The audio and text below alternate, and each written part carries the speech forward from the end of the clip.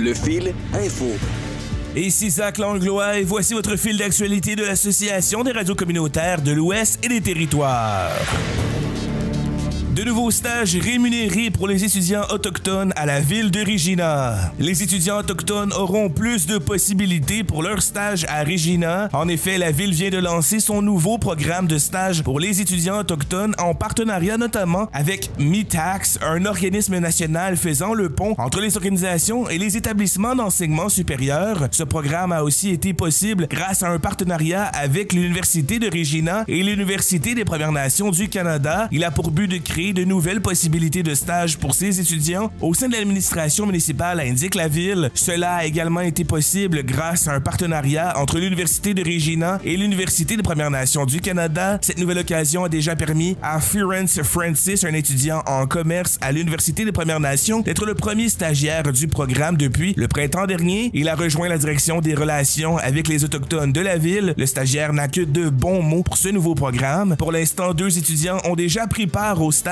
offert par la ville. Regina va ajouter de nouveaux stages au fur et à mesure que le programme prendra de l'expansion. Le coordinateur du programme et chargé de cours de l'Université des Premières Nations, Jason Byrne, affirme que cette entente avec la municipalité permet d'offrir des opportunités aux étudiants qui correspondent à leur plan de carrière. De son côté, l'enseignant métis Tate McDougall de Prince Albert aurait aimé pouvoir participer à ce genre d'échange quand il était plus jeune. Pour l'Université des Premières Nations du Canada, ce partenariat va non seulement offrir une expérience professionnelle inestimable, mais aussi permettre de faire un pas en avant en ce qui a trait à l'inclusion de la ville.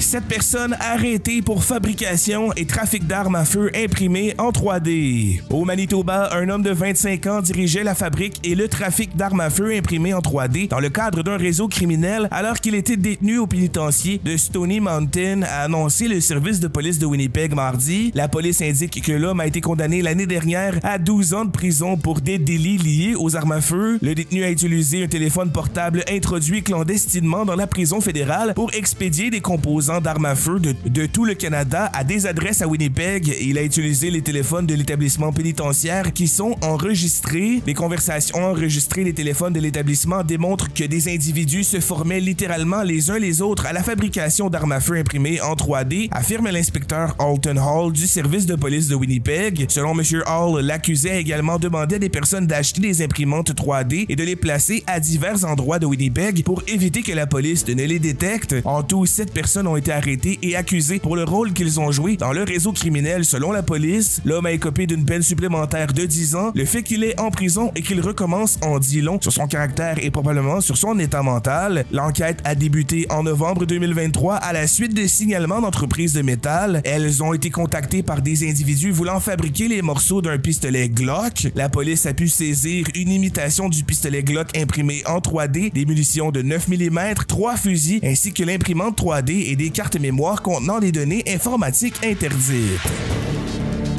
Les 2 feux près de Jasper en Alberta font toujours rage. Le feu qui brûle à 12 km au sud de Jasper et qui a conduit les autorités à lancer un ordre d'évacuation lundi soir faisait toujours rage mardi après-midi. À cela s'ajoute un incendie au nord de la municipalité qui brûlait sur 2,7 km² en fin de journée. Un autre feu de petite taille a aussi été signalé aux environs de Miette. Les autorités fédérales, provinciales et municipales ont été déployées afin de contenir les incendies. Les équipes de protection ont aussi installé des gicleurs et des boyaux dans toute la communauté et un satellite surveille la progression avec des équipes en place. La compagnie de transport ferroviaire canadienne National a également prêté main forte en mettant à disposition un train spécial doté de réservoirs d'eau. Ce qui inquiète le chercheur à ressources naturelles Canada Marc-André Parisien, c'est la taille du feu qui se trouve au sud de Jasper qui brûlait sur 67,5 km² mardi selon les autorités de Parc Canada. Selon les autorités de Parc Canada, l'évacuation de la municipalité de Jasper et du Parc national Jasper était complétée mardi soir. Au total, au moins 25 000 résidents et touristes ont été évacués dans les localités environnantes lors des dernières 24 heures. Seule une quarantaine de personnes demeurent dans la municipalité refusant de quitter les lieux. La Gendarmerie royale du Canada a toutefois procédé à 2 opérations de porte-à-porte pour inciter ces personnes à suivre l'ordre d'évacuation en cours. L'opération d'évacuation des randonneurs dans l'arrière-pays était toujours en cours mardi soir. Si le nombre exact de randonneurs demeure inconnu, les réservations sur les sites de randonnée d'arrière-pays ont permis aux autorités d'entrer en contact avec les personnes inscrites. D'autres randonneurs ont partagé leur localisation grâce à des outils portatifs.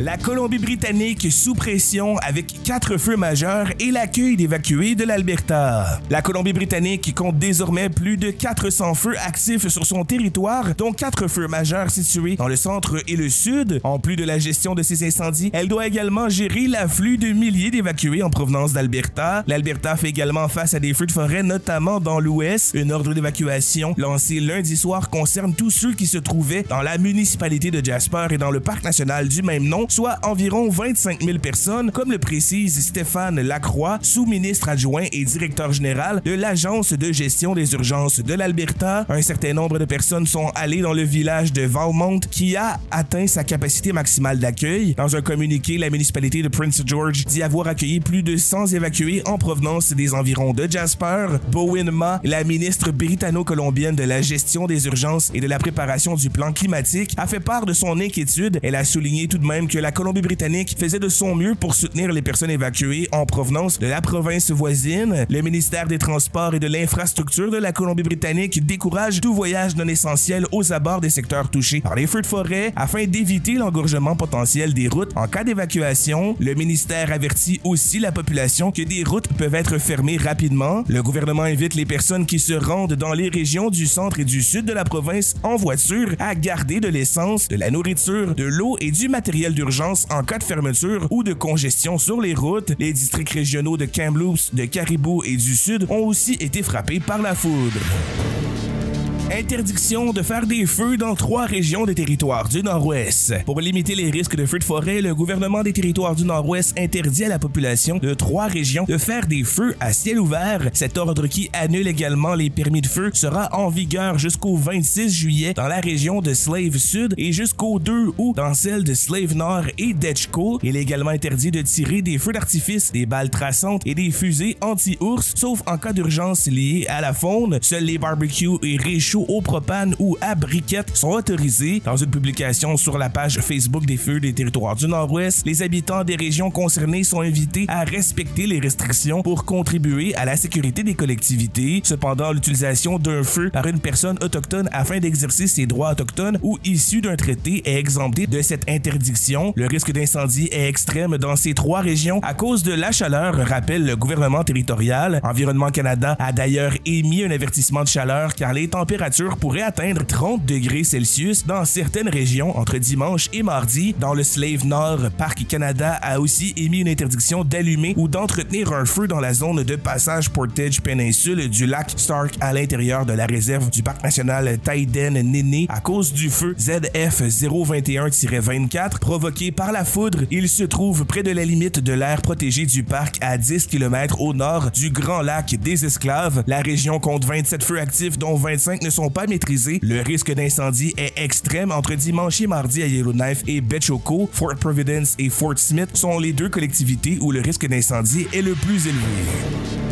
Sanikiluaq se remet du déversement d'essence survenu lundi. La majeure partie de l'essence qui s'est déversée à Sanikiluaq lundi a été nettoyée selon le maire Johnny Apakwak qui pointe du doigt le manque de communication de la part du gouvernement lors de l'incident. Lundi, les résidents de la communauté du sud du Nunavut avaient été évacués à la suite d'une fuite d'environ 5000 litres d'essence dans le parc de stockage du carburant. Les évacués ont pu regagner leur domicile en début de la soirée. Le maire de Sanikiluaq déplore le fait que sa communauté ait été tenu dans l'ignorance lors du déversement. Il a donc pris la précaution de dire aux 1000 résidents de la communauté d'évacuer si ce carburant devait s'enflammer. Il mentionne que la communauté n'aurait eu aucun contrôle sur lui. Selon le maire, la seule information du gouvernement du Nunavut a été émise lundi soir, soit 6 heures après l'évacuation des résidents et après que les gens aient été informés qu'ils pouvaient rentrer chez eux. Johnny Apakwak indique qu'une entreprise sous contrat avec le gouvernement territorial transférait de l'essence d'un réservoir à un autre lorsque ce dernier a débordé. débordé, Arctic Cooperative confirme que c'est le personnel de la coopérative locale chargé de l'approvisionnement en carburant à Sanikiluaq qui a été impliqué dans cet incident. Le gouvernement du Nunavut indique que des experts environnementaux de la division des produits pétroliers du ministère des services communautaires et gouvernementaux ont procédé à l'évaluation du site. Ces derniers ont conclu que le déversement s'est produit dans la zone de confinement de l'installation et qu'aucun carburant n'a été déversé hors de cette zone contrôlée. Selon eux, le risque pour la communauté demeure minime, mais ils conseillent aux résidents et aux animaux domestiques de ne pas s'approcher de la zone de confinement du parc de stockage jusqu'à nouvel ordre. Il s'agit du 5e déversement de contaminants au Nunavut en l'espace d'un peu plus d'une semaine. Le fil sportif. La défense des Rough Riders s'impose dans un gain de 19-9 contre les Blue Bombers de Winnipeg. Les Rough Riders de la Saskatchewan ont retrouvé le chemin de la victoire en l'emportant 19-9 contre les Blue Bombers de Winnipeg vendredi. Cette victoire a porté le dossier des Rough Riders à 5 victoires et 1 défaite cette saison. Ils avaient subi leur premier revers la semaine dernière lorsqu'ils se sont inclinés 35-20 contre les Lions de la Colombie-Britannique. Les Blue Bombers avaient pour leur part signé leurs 2 victoires cette saison à leurs 2 sorties précédentes. Les Rough Riders ont inscrit le seul touché du match à mi-chemin au 3e quart quand le quart arrière Shea Patterson a été à l'origine d'une séquence offensive de 6 jeux et de 83 verges. Il a complété ses 4 passes lors de cette séquence qui s'est terminée par un touché de 15 verges au sol de Clint Ratkovich. C'est un premier majeur dans la Ligue canadienne de football pour Clint Ratkovich qui portait la marque à 13-6. Dean Evason à la barre des Blue Jackets. Les Blue Jackets de Columbus ont confirmé l'embauche de Dean Evason lundi à titre de nouvel entraîneur-chef de l'équipe. Il est devenu à 59 ans le 3e entraîneur-chef de l'équipe en 3 saisons en excluant Mike Babcock, embauché en juillet 2023 et qui a ensuite démissionné de son poste avant le début de la campagne. Columbus était la dernière organisation de la Ligue nationale de hockey à ne pas avoir d'entraîneur-chef. Le nouveau directeur général des Blue Jackets, Don Waddell, a congédié Pascal Vincent en juin dernier, peu de temps après avoir pris les rênes du département des opérations hockey. Les Blue Jackets ont indiqué avoir conclu une entente de plusieurs saisons avec Evason. Evason a dirigé le Wild du Minnesota pendant 5 saisons à compter de 2020 avant d'être congédié et remplacé par John Hines en novembre dernier. Il s'agira de son 2e mandat d'entraîneur-chef dans la Ligue nationale de hockey. Il a présenté une fiche de 147 victoires, 77 défaites comme entraîneur-chef dans le circuit Bettman. Jannick Balikin, meilleure frappeuse de l'équipe de softball de l'université Simon Fraser. La Winnipégoise Jannick Balikin patrouille dans le champ extérieur pour la meilleure équipe de softball universitaire au Canada, les Red Leafs de l'université Simon Fraser. Installée à Burnaby en Colombie-Britannique, les Red Leafs sont la seule équipe canadienne à évoluer sur le prestigieux circuit de la National Collegiate Athletics Association aux États-Unis. En défensive, elle a la capacité de jouer dans plusieurs positions. La saison 2024-2025 sera la dernière saison de Jannick Balikin au sein du programme de softball de l'université Simon Fraser. Les Oilers embauchent Stan Bowman comme directeur général. Les Oilers d'Edmonton ont trouvé leur nouveau directeur général. L'organisation a annoncé l'embauche de Stan Bowman mercredi. Il sera aussi vice-président des opérations hockey. Bowman a passé 20 ans dans l'organisation des Blackhawks de Chicago, dont 12 au poste de directeur général avant de démissionner en octobre 2021. L'homme de 51 ans, originaire de Montréal, avait cédé sa place et avait ensuite été suspendu par la Ligue nationale de hockey en raison de sa gestion d'une affaire d'agression sexuelle présumée en 2010. Bowman remplace Ken Holland, dont le contrat n'a pas été renouvelé. Il devient le 11e directeur général de l'histoire des Oilers, qui ont perdu la dernière finale de la Coupe Stanley en 7 rencontres face aux Panthers de la Floride.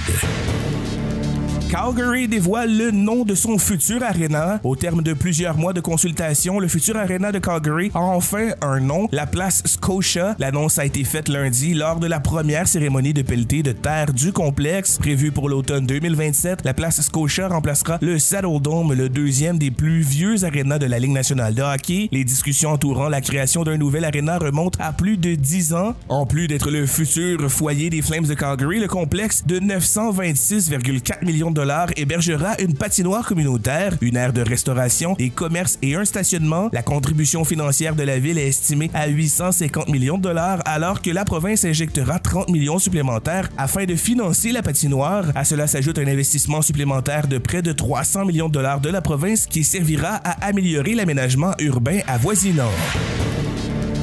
Ce fil d'actualité est produit par l'Arco en collaboration avec Boreal FM en Alberta. Ce projet est financé par Patrimoine canadien.